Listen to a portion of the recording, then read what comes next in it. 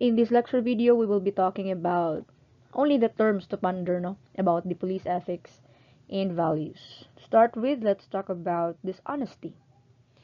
Yeah, dishonesty is the concealment or distortion of truth in a manner of fact relevant to one's officer connected with the performance of his duties.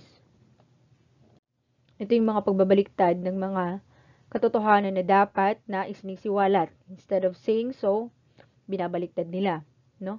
Acting in a way that's deceitful or false is somehow a dishonesty. That's dishonesty. If your, for example, best friend claims she'll be buying or studying all weekend, but she's actually planning to go out with other pals, that's the simplest way or the simplest example of dishonesty.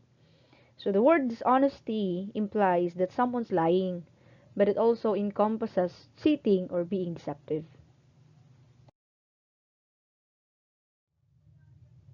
Next is the disloyalty to the government. Yan.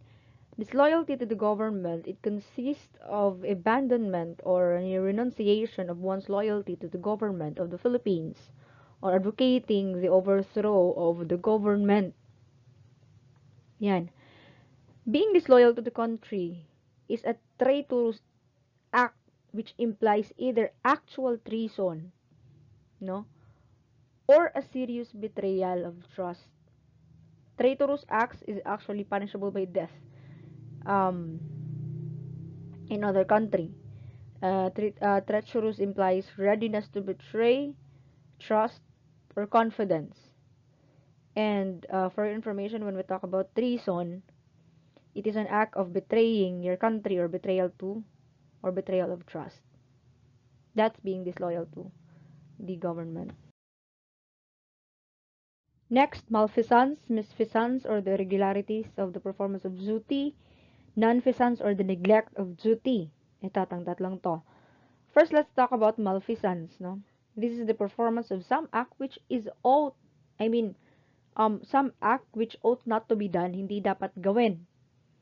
Misfeasance, it is the improper performance of some act which might be lawful, but done or the performance of a lawful act in an unlawful or culpably negligent manner. Is malfeasance somehow, I mean, malfeasance and misfeasance are somehow being used interchangeably, but they're not. Kasi when we talk about malfeasance, it always involves dishonesty, illegality, or knowing that there's an exceeding authority for improper reasons. Which is, ang malfeasance is actually always being distinguished. It's supposed to be distinguished from misfeasance.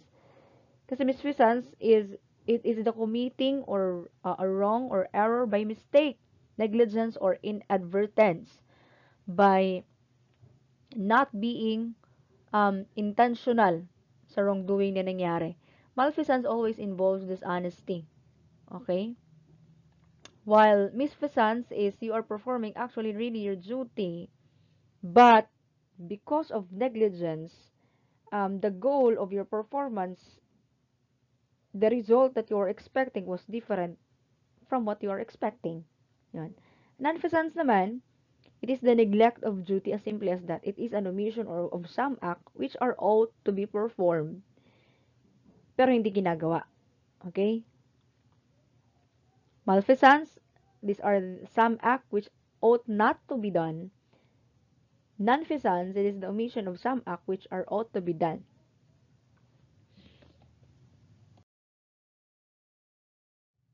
Moonlighting. Moonlighting is an act of a member of the Philippine National Police pursuing or following any calling or occupation or the act of engaging in any business. Now, this is very, very prohibited in the organization because of the yung inaalalahanan ang magiging quality of your service if you are connected with another work. So, hindi pwede yan. That's what we call moonlighting. Lastly, oppression. Oppression is the act of cruelty, severity, unlawful execution, or excessive use of authority.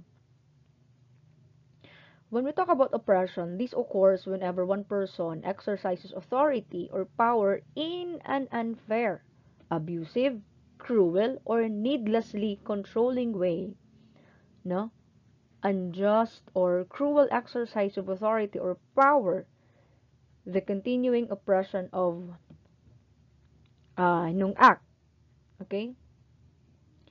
This is something that oppresses, especially in being an unjust rather, or excessive exercise of power, unfair taxes, for example, and other oppressions. Yan. Brutality. Yan. Excessive use of force. Kasi hindi siya needed eh. No, you are exerting force, extra force, which are needlessly. Most especially if you know that the person you're about to apprehend is powerless or actually really willing to surrender. Now, that's it.